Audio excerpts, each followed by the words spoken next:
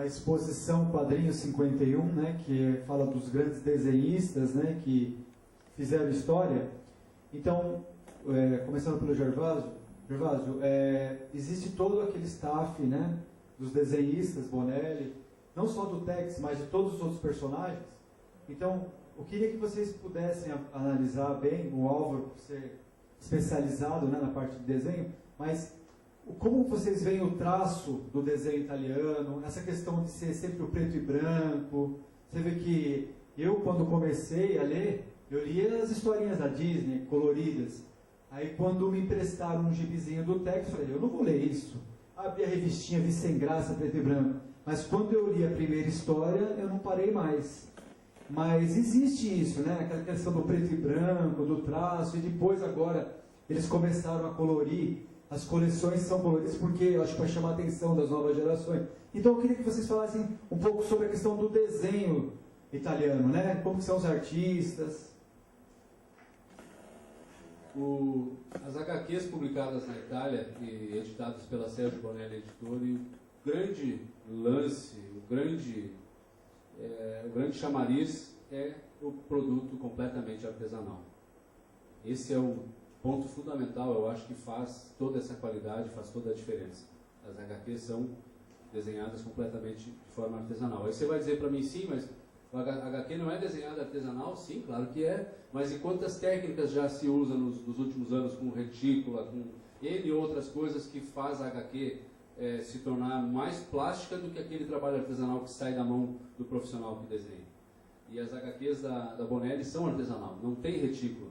A exceção hoje dos últimos anos que a gente tem visto, de um trabalho excelente, assim, de um gabarito fenomenal, de uma pessoa que acabou desenvolvendo uma técnica nova para poder fazer o efeito achurado, assim, é o exemplo do Fábio Civitelli, que teve no Brasil ano passado, na Fast Comics, e com quem eu tive também na Gibicon Zero do ano passado.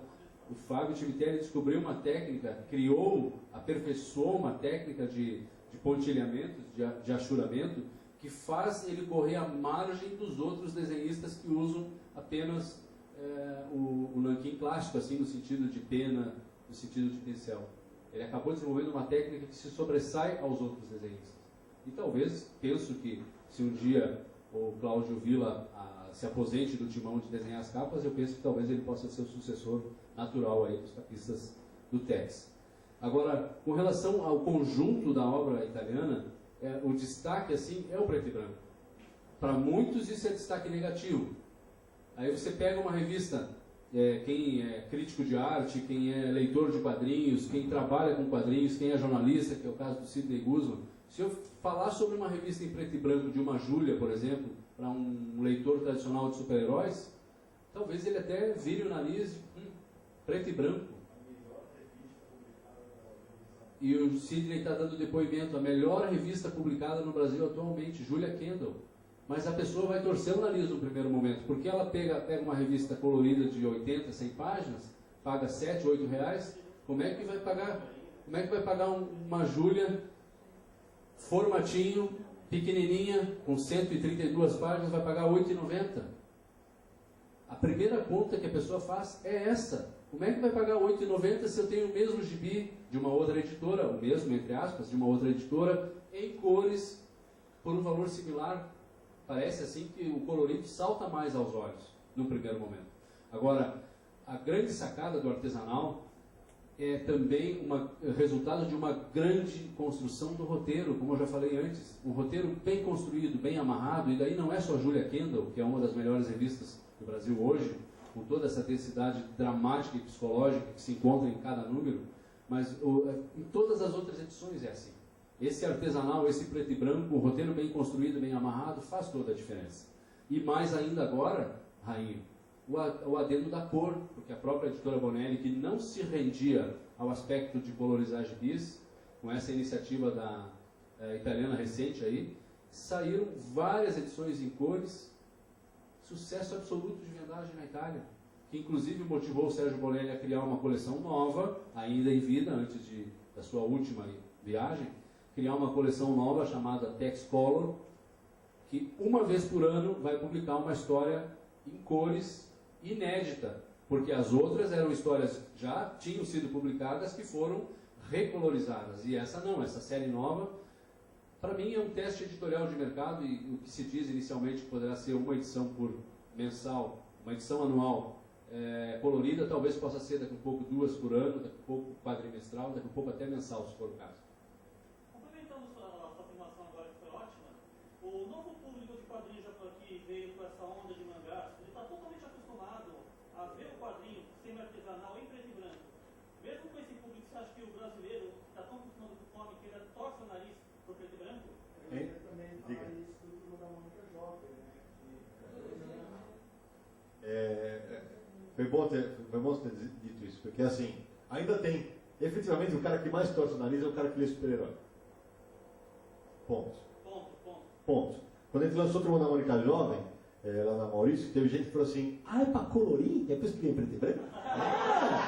É pra pintar, é por isso, meu filho tá demorando muito, quase um mês pra pintar, 120 páginas, é muita coisa, né? Não, porque efetivamente tem essa cultura. Aí o Maurício chegou a escrever um texto na Turma da Mônica Jovem explicando por que o preto e branco, que é a cultura do mangá é preto e branco, e que é no preto e branco, criatura, que você vê que o cara desenha pra caramba. É no preto e branco que você vai saber se o cara é um grande desenhista. A cor às vezes fica mascara, piora, melhora. Então, o preto e branco, assim, efetivamente, como eu falei, é um leitor de super-herói. E como a gente ficou, quando ficaram passando os slides aqui, vocês viram várias páginas, tem uma coisa que em cima do que o Adriano pediu, que eu sempre falei, eu leio os quadrinhos do Bonelli, desde sempre. Você pode não gostar deste ou daquele cara da Bonelli, mas a Sérgio Bonelli Editore não tem nenhum desenhista que você pode falar, ele é ruim. Nenhum. Em super-herói eu falo dezenas, são ruins. E por quê? Porque era um critério do Sérgio. O cara tem que ser bom de anatomia, o cara tem que saber desenhar cavalo. Se não souber desenhar cavalo, nem vem pra cá, meu filho. Não vai acontecer nada. O cara tem que saber desenhar, o cara tem que saber perspectiva, anatomia. É obrigatório. Porque a escola italiana de quadrinhos, aliás, é uma baita escola de quadrinhos. Não só do Bonelli. A gente tem Sérgio Top, que é um monstro do quadrinho mundial. Pouquíssima gente conhece no Brasil, pouquíssimo publicado. Tem Micheluzzi, tem grandes nomes do quadrinho. A escola italiana de desenhista é fantástica. E o Sérgio eternizou. Nós estamos falando do Zagor. O personagem. Putz, fugiu o nome agora. Eu estou ficando velho mesmo. O desenhista do Zagor, o mais antigo. O Galeano Ferri. O Ferri, desculpa. Você vai falar, mas o Ferri, o estilo dele está ultrapassado. Mas de vez em quando o pé do Zagor sai menor do que deveria. Mas aí vem aquela história que eu contei do Sérgio no começo.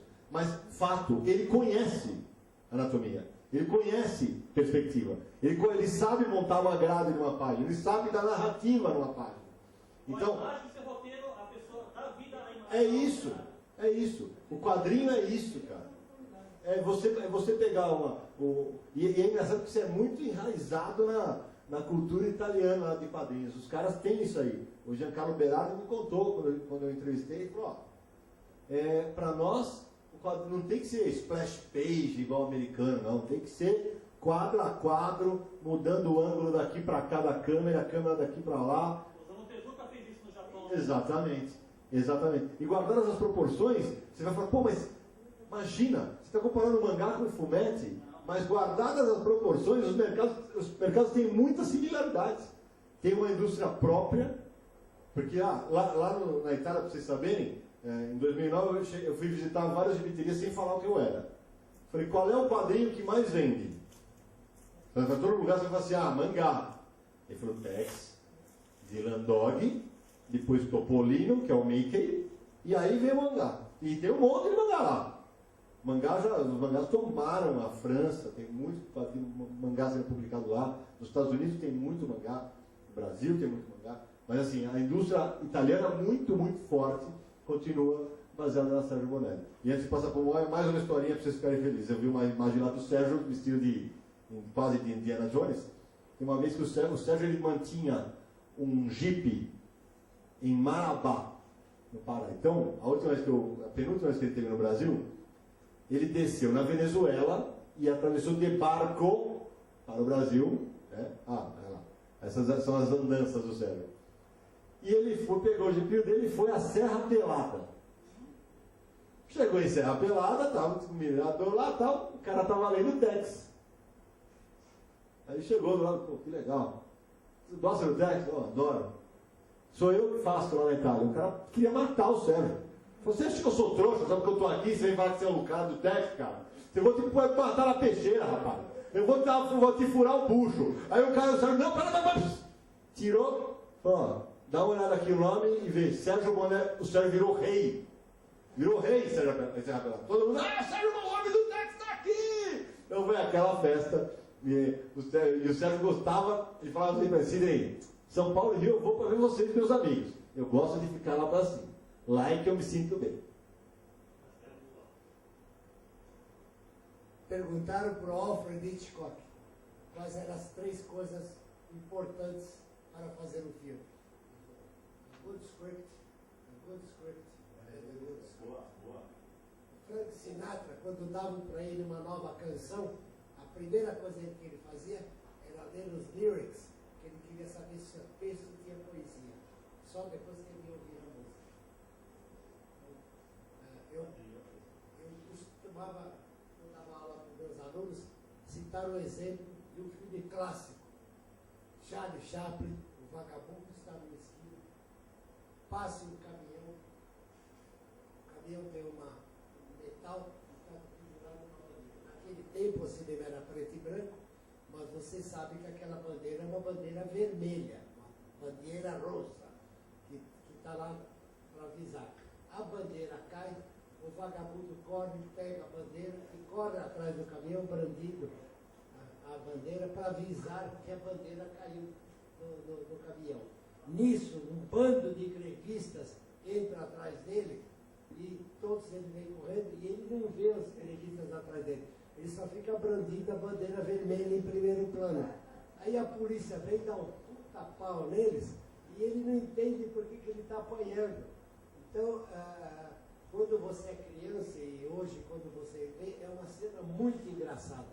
Mas depois que você sabe que o Charlie Chaplin foi expulso dos Estados Unidos, que ele foi perseguido pelo J. Edgar Hoover, o todo-poderoso do FBI, e que o povo americano não aceitava o Charlie Chaplin porque ele não adotou a cidadania americana, ele continuou com a cidadania inglesa. Então você entende que o Charlie Chaplin, nessa cena, quer dizer assim, falam que isso é uma democracia, mas se eu levantar uma bandeira vermelha, eu tenho que apanhar. Então, quer dizer, essa segunda leitura, esse conteúdo é que é importante. Quer dizer, você tem que sempre ver o conteúdo. Se a gente falar em histórias em quadrinhos, traço italiano é uma coisa. Quer dizer, todas as vertentes de quadrinhos nascem de 3 norte-americanos.